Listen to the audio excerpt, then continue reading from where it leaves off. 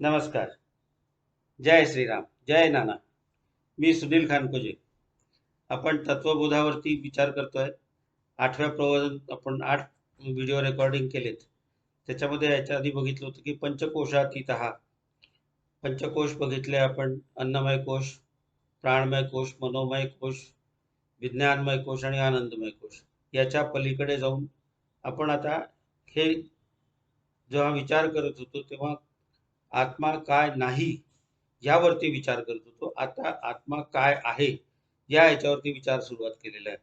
आता विचार करत असताना आत्मा क याच्यामध्ये जेव्हा म्हटलं की आत्मा क, तर आत्मा ह्याच्या वर्णन करत असताना त्यांनी सांगितलं आत्मा सच्चिदानंद स्वरूप हा.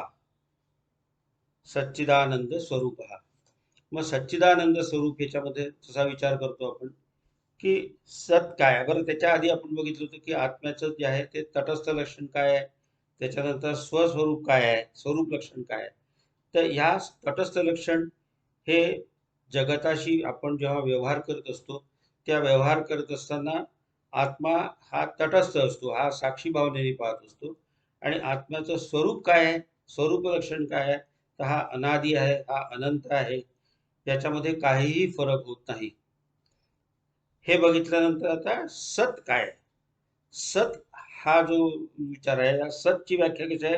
सत किम कालत्रयातीत कालत्रये अपि तिष्ठतीति सत. तर कालत्रयामध्ये जिथे सतत तोच आहे, म्हणजे कालत्रय म्हणजे कुठचा आपण बघता येईल की जर आपण व्यक्ती म्हणून जर बघितलं तर व्यक्ती म्हणून बघितल्यानंतर आपल्याला वर्तमान काळ आहे, भूतकाळ आहे, भविष्यकाळ आहे, हे 3 काळ झाले.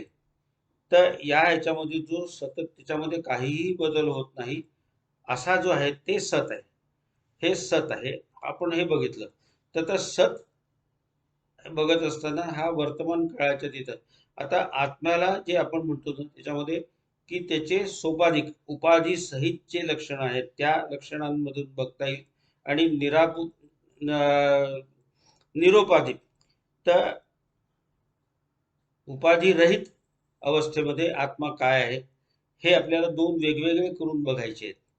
दोन वेगळे करून बघत असताना उपाधीसह जेव्हा आपण बघतो तेव्हा आत्मा हा मनाच्या जर कंपॅरिझन मध्ये आपण विचार केला तर मनाच्या बरोबर तो धावतो.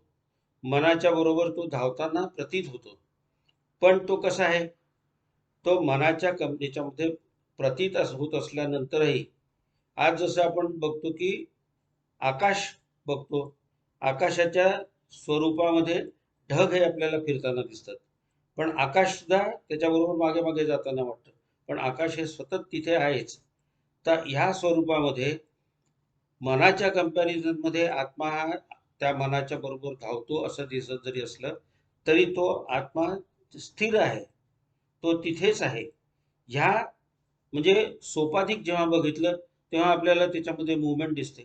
आणि जेव्हा तो निरुपाधिक अवस्थेत जेव्हा आपण बघतो तेव्हा निरुपाधिक अवस्थेमध्ये त्याचं काय आहे, सत्य अनंत जे आहे हा अनंत स्वरूप आहे. आणि हा सर्व ठिकाणी हे सर्व सृष्टी हा व्यापून आहे हे जेव्हा आपल्याला माहिती आहे तेव्हा स्वरूप आणि सोपाधिक आणि तटस्थ लक्षण आणि स्वलक्षण स्वरूप लक्षण याच्यामधले जे फरक आपण बघतो, या फरकाप्रमाणे जेव्हा आपण त्याची कंपॅरिझन करतो त्या कंपॅरिझनच्या हिशोबाने आपण आत्म्याला गती देतो किंवा त्याला स्थिर म्हणतो, तो आतमध्ये आहे म्हणतो. तुम्हाला सांगतो याच्यावरती एक अतिशय सुंदर ईशावास्य उपनिषद जे शुक्ल यजुर्वेदातला 40वा अध्याय, त्याच्यामध्ये एक मंत्र आहे, तदेजती तन्नेजती तद्दूरे तद्वंतिके तदंतरस्य सर्वस्य तदुसर्वस्यास्य बाह्यता. म्हणजे हा जेव्हा तुम्ही मनाच्या तुलनेमध्ये जेव्हा याचा विचार करतात तेव्हा तो आपल्याला धावताना दिसतो, त्याला त्याची गती दिसते. तद्दूर तद्वंतिके म्हणजे तो जसा तुम्हाला त्याच्या कंपॅरिझन मध्ये बघितलं तर मनाच्या कंपॅरिझन मध्ये तो मनाच्या बाहेर पण आहे, मनाच्या आतमध्ये पण आहे. तद्दूरे तद्वंतिके तदंतरस्य सर्वस्य तदुसर्वस्यास्य बाह्यता. ह्या रीतीने त्या ईशावास्य उपनिषदामध्ये हे सुंदर आत्म्याचं वर्णन केलेलं आहे. तर नामरूप मध्ये जेव्हा आपण किंवा जीवभाव याच्या कंपॅरिझन मध्ये जेव्हा आत्म्यालाच आपण वर्णन करतो, तर जीवरूपाच्या याच्यामध्ये तो जीव भावामध्ये जरी असला तर जीवभावाने तो तटस्थ लक्षणाने सर्व आपल्या व्यवहाराचा साक्षी भावनेने पाहतो. आणि निरुपाधिक तत्वाच्या हिशोबाने जर आपण बघितलं तर निरुपाधिक अश्वाच्या याच्यामध्ये त्याला काही मुवमेंटच नाही, निर्गुण निराकार अनंत आहे. तर ह्या दोन प्रकारांनी म्हणून आपल्याला म्हणतो की सत्सद विवेक बुद्धी विवेकाने जेव्हा आपल्याला त्याचं परीक्षण करायचं असतं, ते परीक्षण करत असताना आपण कशाच्या कंपॅरिझनमध्ये, आता काळ जो आहे कालतिष्ठती, काळाची संकल्पना जी आहे ही काळाची संकल्पना ही आत्म्याच्या व्यवहारामध्ये लागतच नाही. कारण आत्मा हा सतत आत्मा किंवा ब्रह्म परब्रह्म हे सगळे जे शब्द वापरतो हे सर्व शब्द हे जे आहेत हे काळाच्या पलीकडे आहेत, हे सदा सर्व काळ आहेतच. मग हा काळाचा संबंध किंवा वर्तमान काळ भूतकाळ हा कसा लागला, हा जीवाच्या संकल्पनेने लागला. जीवाच्या संकल्पनेने लागला म्हणजे आज माझा जन्म झाला तिथून माझा काळ सुरू झाला. मग आज जो आहे तो मी जगतोय तो वर्तमान काळ आहे. जो भविष्यात माझ्या बरोबर काय होईल हा माझा भविष्यकाळ झाला. माझ्या भूतकाळात काय घटना घडून गेल्या हा माझा भूतकाळ झाला. तर ह्या सगळ्या ज्या कंपॅरिझन्स आहेत या सगळ्या कंपॅरिझन्स ह्या आत्म्याला आपण जेव्हा तटस्थ लक्षण म्हणून जगाच्या व्यवहाराच्या दृष्टीने बघतो तेव्हा तो साक्षी भावनेने असतो. तो साक्षी भावनेने या सर्व गोष्टींचा अनुभव घेत असतो. आणि त्याच्या स्व रूपाच्या बद्दल जेव्हा आपण विचार करतो तेव्हा हा निर्गुण निराकार निष्क्रिय असा तो आत्मा आहे. त्याच्यामध्ये कुठल्याही मुवमेंट्स नाही, त्याच्यामध्ये कुठलेही बदल शक्य नाही. त्याच्यामुळे आत्मा हा सतत आहे. मी जन्माच्या आधी आत्मा आहे, मी जन्माल्यानंतर त्या माझ्या बरोबरही त्या शरीरात तो आत्मा आहे, त्या शरीराच्या आवरणाच्या आतमध्ये तो आहे. आणि मी शरीर सोडून गेल्यानंतरही तो आहेच. म्हणून ज्या आज सगळ्या भगवद्गीतेमध्ये किंवा कशाच्यामध्ये न नंद पावका नैनन छिद्र आणि शस्त्र आणि जे सगळे आपण जे मंत्र आहेत ही सगळी मंत्र जी आहेत ही सगळे मंत्र ही त्याच्या तटस्थ लक्षणाच्या करता सांगितल्या गेलेली लक्षणं आहेत. तर हे अतिशय मनामध्ये पक्क रुजवून ठेवा की आत्मा हा आपल्या शरीरात आहे आणि तो साक्षी भावनेने सर्व गोष्टींचा अनुभव घेत असतो, पण त्याच्यावरती कुठलाही परिणाम होत नसतो. आणि तो जो आहे तो हा अंतःकरण चतुष्टयाला असं म्हणतो की मन बुद्धी चित्त अहंकार या सर्वांच्या पलीकडे या कुठल्याही माध्यमातून आपल्याला त्याचं प्रत्यक्ष अनुभव घेता येऊ शकत नाही. या सगळ्याच्या पर्याय हा जेव्हा विचार आपल्या मनामध्ये स्थिर होतो तेव्हा मग आपल्याला असं लक्षात येतं की जे साधू संत जे म्हणतात की मृत्यू हे जे आहे हे फक्त शरीरातलं स्थित्यंतर आहे, आत्म्याच्या रूपाने हे स्थित्यंतर नाहीच आहे. आत्मा हा सतत आणि हा तुमच्या उदान वायूच्या रूपाने वासना देह जो तयार करतो त्या याच्याबरोबर तो तुमच्या कर्माने बांधल्या गेल्यानंतर हा तुमच्या बरोबर प्रवास करत असतो. तर आत्म्याचा प्रवास हा सगळी जे काही गोष्टी आहेत या सर्व गोष्टी ह्या साक्षी भावनेने जेव्हा आपण आत्म्याचं स्वरूप बघू तेव्हा आपल्याला लक्षात येईल की हे या सगळ्या गोष्टी ज्या आहेत यांना गती, त्याची स्थित्यंतर, त्या सगळ्या गोष्टी ज्या आहेत ह्या तटस्थ भावनेने बघतो तो आत्मा. आणि त्याचं स्वरूप काय आहे तर तो नित्य अनंत आणि आनंद स्वरूप आहे, शुद्ध आनंद. आपण ज्या पुढच्या वेळेला जेव्हा बघू सच्चित आणि आनंद या याच्यामध्ये जेव्हा बघतो तेव्हा तो स्वरूप जो आहे ते सच्चित आनंद स्वरूप आहे. आता आपण चित्त बघू. चित्त या शब्दाचा अर्थ चित्त आणि चित.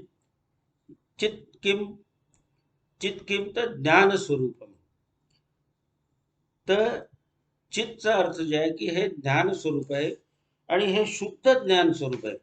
म्हणजे शुद्ध ज्ञान स्वरूप जेव्हा आहे तेव्हा जगताच्या मनातल्या विचाराच्या रूपाने आपण स्वतःला कमी जास्त मानत असतो. मला भूक लागलेली आहे, मी आनंदी आहे, मी तर पण ह्या चित्त जे आहे, ह्या चित्तला जे म्हणतात ते चैतन्य रूप आहे, हे प्रकाश रूप आहे. हे प्रकाश रूप जे आहे हे, म्हणून आपण जेव्हा यांना सांगतो की आपल्याला जेव्हा आपण ध्यानामध्ये असतो तेव्हा आपल्याला तो एक प्रकाश जाणवतो. मग अंधारामध्ये सुद्धा जेव्हा प्रकाशाची जाण होते ते चित्त आहे. आणि आत्म्याचं स्वरूप म्हणून कसं त्यांनी सांगितलेलं आहे की जसं ते कालत्रयातीत आहे तसंच तो चैतन्य स्वरूप आहे.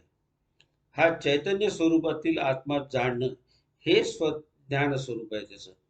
हे चैतन्य स्वरूप जे आहे हे जाणून घेणं, ह्यालाच आत्म्याचं ज्ञान म्हणतात. त्याच्यामुळे प्रकाशित करणे, जे आज आपल्या मनामध्ये ज्या काही विचार असतात, बुद्धीमध्ये जे काही आपण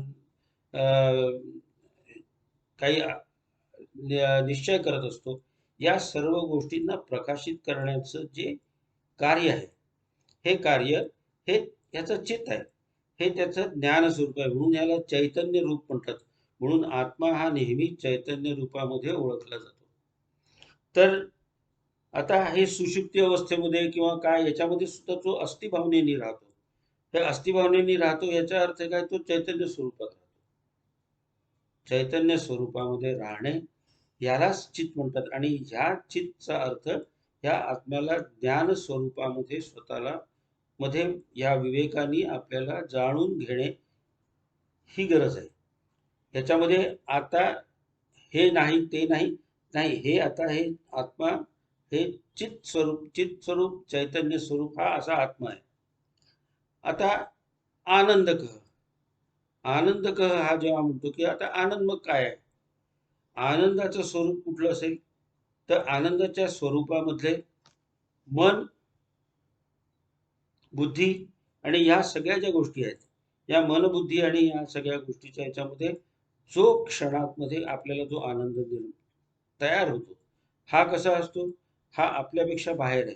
हा वस्तुरूप जगतरूप याच्यामधनं आपल्याला जी सुखाची संकल्पना आहे, ती आपण सुखाची संकल्पना ही आनंद रूप म्हणून बघतो.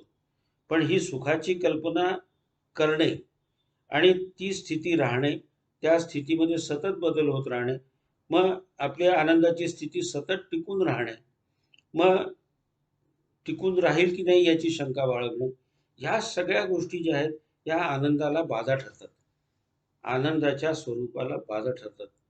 पण जेव्हा तुम्ही स्वतःला जेव्हा म्हणता की माझं स्वरूप जे आहे हेच आनंद स्वरूप आहे, मग ह्या आनंद स्वरूपाला मला दुसऱ्या कुठल्याही व्यवधानांची गरज नाही. व्यवधानांच्या गरजेशिवाय जे माझं स्वरूप आहे आणि ते जे माझं स्वरूप जे आहे हे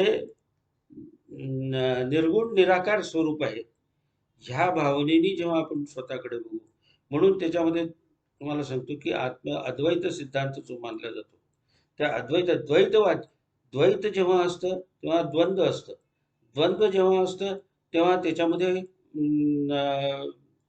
काय म्हणता येईल त्याला की विकार असतात, विकार जेव्हा असतात तेव्हा त्याच्यामध्ये आंदोलन असतात, आंदोलन स्वर किंवा या याच्यामध्ये सतत आनंदाच्या स्वरूपामध्ये राहणं हे नेहमीच कठीण असतं. म्हणून याच्याकरता तुम्हाला सांगतो की यांनी ईशावास्य उपनिषदामध्ये त्यांनी तुम्हाला सांगतो इतकं सुंदर वर्णन केलं आहे की हिरण्मयेन पात्रेण सत्यशापिहितं मुखम तत्वं पूषन्नु पावृणु सत्यधर्माय दृष्टये.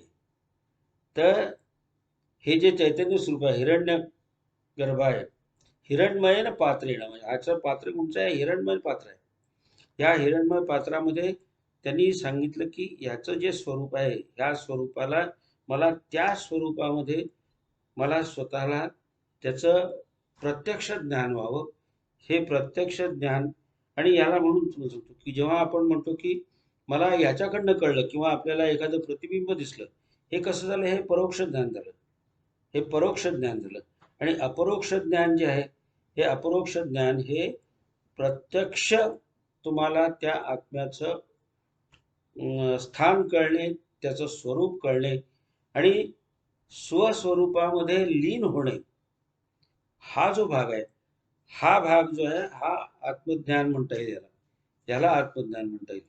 म्हणून त्याच्यामध्ये त्यांनी पुढचा जो मंत्र म्हटला आहे ईशावास्य मधला, पूषण्ये कर्षे यमसूर्य प्राजापत्य विह रश्मीन समूह तेजो यत्ते रूपम कल्याणतमं तत्ते पश्यामी यो सावसो पुरुष सोहमस्मी.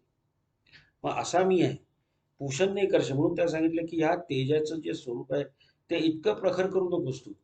इतकं प्रखर जर केलंस तर मला त्याचा आनंद घेणं हे कठीण जाईल. तुम्हाला जर आठवत असेल तर जेव्हा 11व्या अध्यायाच्या गीतेच्या 11व्या अध्यायामध्ये जेव्हा विष्णू श्रीकृष्णाला जेव्हा म्हणतात, तेव्हा श्रीकृष्ण म्हणतात की तुला मी एक वेगळी दृष्टी देतो, त्या दृष्टीशिवाय माझं जे तेज आहे हे तुला सहन करता येणार नाही. तर इतकं प्रखर तेज आहे. हे जे तेज आहे हे सूर्याच्या पेक्षा, आपण सूर्याकडे दुरून बघताना सुद्धा आपल्याला किती त्रास होतो, त्याच्यापेक्षा हे प्रखर तेज असलेलं हे चैतन्य स्वरूप आहे. ह्या दृष्टीने आपल्याला सत, चित आणि आनंद हे आपल्याला समजून घ्यायचं आहे. आपण या ठिकाणी थांबूया. याच्यानंतर पुढे जे आहे ते मग विश्व आहे, जगत आहे, याचे जे गोष्टी आहेत त्या आपण पुढे बघूयात. जय श्रीराम, जय नाना.